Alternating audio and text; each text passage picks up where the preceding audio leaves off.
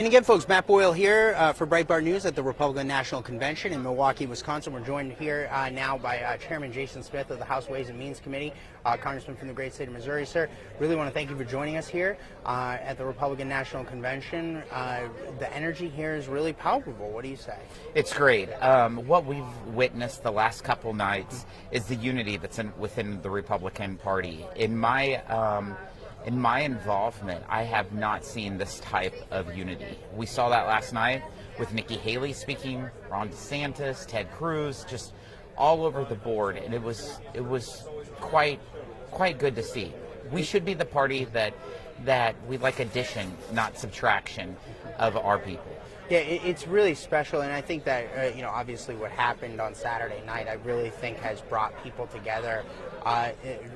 Huge tragedy, obviously, but tell us about how you first found out about what happened with President Trump at his rally in Butler, Pennsylvania. Yeah, I was actually on my way to the airport when I had one of my staff members text me, and they're like, President Trump just got shot.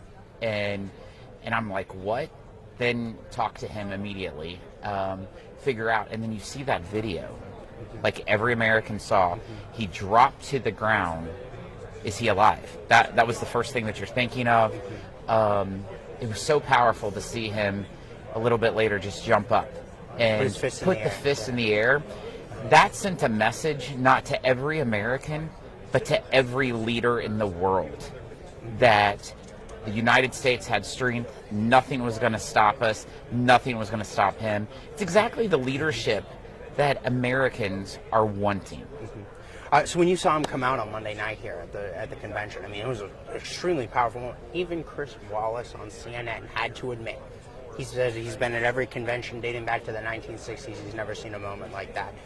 Your thoughts when you saw President Trump come out before the crowd here at the Republican convention? I was on the House. I was on the floor, and when he walked out, the emotions that you could feel in the entire arena, and just looking at his face, you could tell this is someone who's been through a really tough 48 hours, but just humbled to be alive, to be there, and to just have received the nomination to be the Republican nominee for president.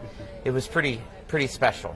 So, Chairman Smith, the reason why we're here at a Republican National Convention is, of course, we're a little over 100 days out from the election. There's a really historic opportunity here for Republicans to put President Trump and his running mate, Senator Vance, back in the White House, to put a Republican control of the U.S. Senate, and of course to bolster your guys' very slim majority in the House of Representatives. If you get there, you pull those things off, that's when the important stuff begins, right? Like in the agenda. You, as the chairman of the Ways and Means Committee, are the point person on re-upping the Trump tax cuts and going further, right? Like, and doing things like Trump is talking about, like no taxes on tips or things like that. Talk to us about how you guys are preparing for that, should this go the way we all think and hope that it will go. You know, if you just look at the first debate between Biden and Trump, almost every item that was discussed, except for the president's golf game and abortion, was within the Ways and Means jurisdiction. So you're talking about taxes, trade, healthcare, Social Security, a lot of welfare programs. We have set up 10 different tax teams in the Ways and Means Committee, helping our members get more equipped and more prepared, because the end of 2025, there will be more than $4.3 trillion worth of tax expirations if Congress does nothing. That's why this election is so crucial, that we have a Republican House, Republican Senate, and Donald Trump as president. Right, and because of that's money they're taking away from American citizens for $4.3 trillion. I think the no taxes on tips thing is the coolest idea that Trump's come out with in a long time. I mean, that's the thing. That's their money, right? Like, they made it, right? Like, people in the service industry, servers, waiters, you're talking about Nevada, which I know it's real popular there. The dealers at the tables, right? Like, people that, make tips, housekeepers or whatever. That's their money. They made it. Why does the government get to go back in and take it back from them? It's already taxed, by the way. We are the party of the working class. We need to make sure that the policies, whether it's tax or trade or healthcare, are passed that represents who we are. And that's why I was so thrilled to see J.D. Vance picked as the president's vice president. He is a product of the working class from Appalachia. I come from the Ozarks. So you see how he was raised. So many Americans was raised that way. A lot of the folks that will benefit from that no tax on tips are just working class blue collar Americans who's just trying to put food on their table, clothes on their backs, and gasoline in their cars. I was thrilled to see that we got in the Republican platform that provision, no tax on tips. Yeah, no, I couldn't agree more. So now, speaking of the Republicans becoming the party of the working class, I mean, it wasn't always that way, right? Like, and this is new with President Trump. Obviously, you mentioned the Republican platform. We're seeing that you've been leading the way on a lot of this stuff from the Ways and Means Committee. One of the stories we did this story a few months ago. You were pressing the Chamber of Commerce for information regarding things that, money that they, through their foundation, had gotten from some Soros-connected Tides Foundation folks or whatever. Really incredible stuff to see that happen. And we saw the other night, I don't know if you saw this, the Teamsters president was here speaking at the Republican convention. He was calling out the pretty incredible stuff. I mean, the transformation that we've seen in the Republican Party, you've been on the tip of the spear of this. I think people are starting to realize that the Republican Party of today, Trump's Republican Party, is not the Republican Party of 10 years ago. It's just plain and simple. We are the party, like I said, of the working class. We are the party of small business, working families, family farms. We're the parties of Main Street, not Wall Street. And that's extremely crucial. And that's why I've said, as chairman of the Ways and Means Committee, my priorities are going to be small businesses, working families, and farmers, not big corporations. Right. And so, and you mentioned Senator Vance, obviously. I mean, this is somebody who, with those working class roots from Appalachia, with the powerful story that he has led the way policy-wise in his first 2 years in the United States Senate. If you look at the arena of policy items that he's proposed, they're very, very populist working class stuff. I think that's really promising. I think if this ticket is to win, then the regular guy is going to get a seat at the table in a big way.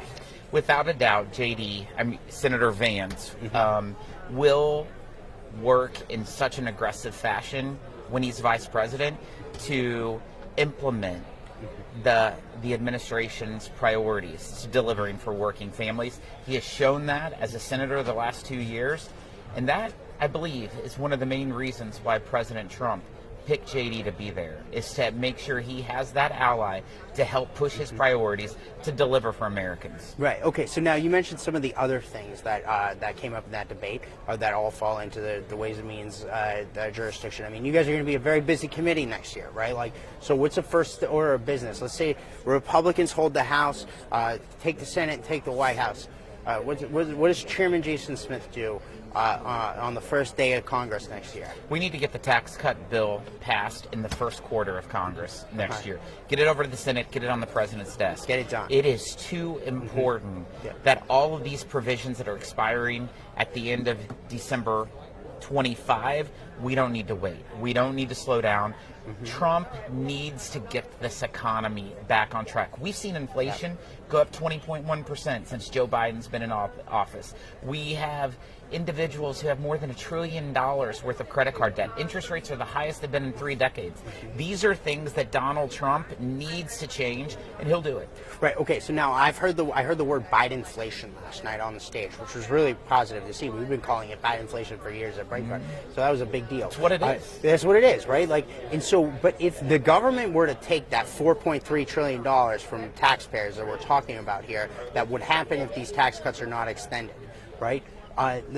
That means that it's going to, what you're talking about here is it would cause more inflation. So if people don't like inflation, and I don't think they do, then raising taxes on people by $4.3 trillion so the government can go blow more money on stupid things like the Biden administration's been doing is only going to make it worse. Am I wrong?